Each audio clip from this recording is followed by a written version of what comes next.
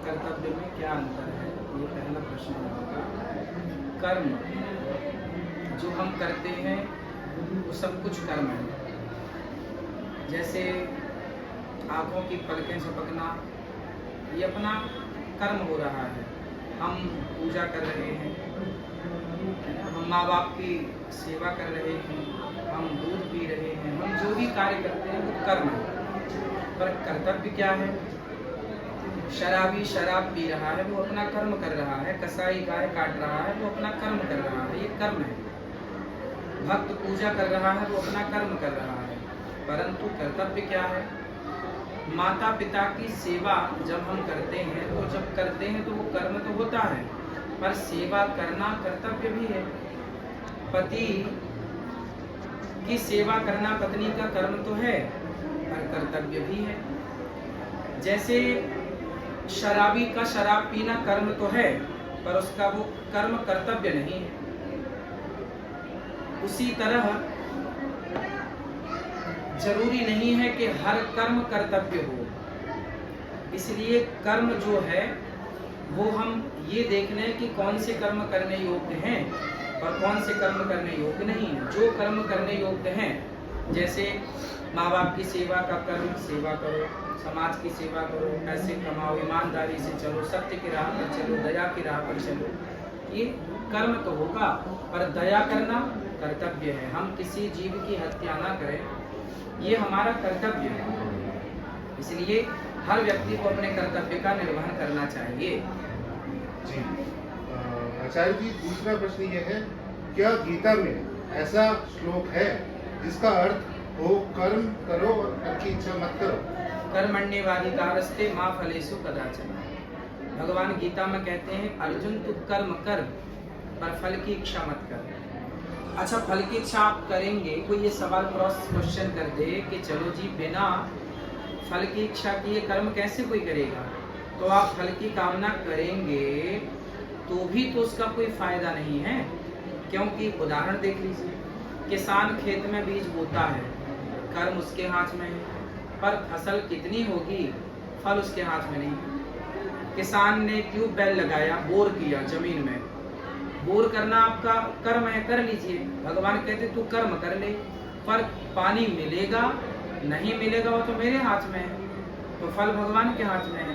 तो आप यदि ये सोचे कि नहीं जी हम फल की कामना क्यों ना करें, तो कर लीजिए, पर करने के बाद भी क्या वो आपके हाथ में है? कर्म का फल तो भगवान के ही हाथ में है। इसलिए अपना मन लगा के खूब काम करो, कर्म करो ईमानदारी सच्चाई से, फल भगवान देंगे। आप फल की कामना लिए बैठे हैं तो बैठे रहिए, कोई रोकने वाला नहीं, लेकिन उससे कोई लाभ नहीं। कर्म को प्रथम स्थान पर रखिए, फल को किसी स्थान पर मत रखिए, फल ईश्वर के हाथ में। जी हमारा अगला प्रश्न ये है कि निष्काम कर्म से क्या अर्थ है? आपकी नजर में निष्काम की सही व्याख्या क्या है? सकाम और निष्काम, निष्काम क्या है? प्रहलाद जी से भगवान ने कहा कि प्रहलाद हमसे कुछ मांग लो। प्रहलाद जी ने कहा प्रभु हम आपसे कुछ नहीं चाहते, हम आपसे तो आपसे आपको चाहते हैं। भगवान से भगवान को चाहो, पर भगवान से और कुछ मत चाहो। निष्काम भक्ति क्या है? कोई कामना ना हो, और निष्कामता ही सबसे श्रेष्ठ भक्ति है। अच्छा, कामना होगी तो जहाँ मांगने का भाव है वो छोटापन दिखाता है कि आप छोटे हैं, और जहाँ निष्काम हो हमें आपसे कुछ नहीं चाहिए तो वो बड़ा है। तो बड़ा बनना है तो निष्काम बन जाइए, छोटा बनना है तो सकाम। कामनाएं तो बहुत सारी लोगों की हैं। अच्छा, कामनाएं करने से भी क्या लाभ है? वही है सोई जो राम रचि रखा। आप चाह भी लें तो क्या आपका चाहा होता है? नहीं होता। इसलिए जब आपका चाहा होता ही नहीं है, वही है सोई जो राम रचि रखा, जो भगवान चाहेंगे वही होगा, तो फिर भगवान पे छोड़ देना। कर्म करना चाहिए, सब भगवान पे छोड़ने का मतलब ये नहीं कि आप कर्म ही ना करें, कर्म कीजिए, अंत में परिणाम ईश्वर पे छोड़िएगा। और निष्काम भाव से यदि भक्ति की पथ पर चलना है तो निष्काम ही चाहिए। निष्काम कैसा? कुछ नहीं चाहिए हमें, कुछ प्रभु से कछु लेना ना देना, मगन रहना। भगवान की भक्ति हम करते तो हैं, पर कोई चाह लेके नहीं करते। चाह लेके करेंगे, मैं अगर चाहूँ तुझे तुम ना देना मुझे, क्योंकि यदि मैं आप चाहूँगा, यदि मैं चाहूँ तुझे तुम ना देना मुझे, वरना प्रेमी नहीं मजदूर हो जाऊँगा। यदि मैंने आपको चाहा और उसके बदले में उस आपसे भी कुछ चाह लिया, तो वो तो व्यापार हो गया कि आपकी मैंने भक्ति करी, अब आप मुझे उसका फल दीजिए।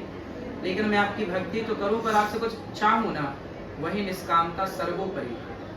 जी। आचार्य जी, अगला प्रश्न है, गीता में धर्म की व्याख्या किस तरीके से की गई है?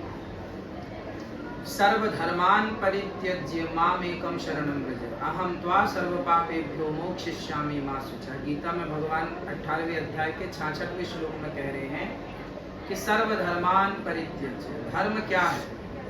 एक तरफ तो धर्म न दूसर सत्य समाना, सत्य ही धर्म है, दया ही धर्म है, परोपकार ही धर्म है।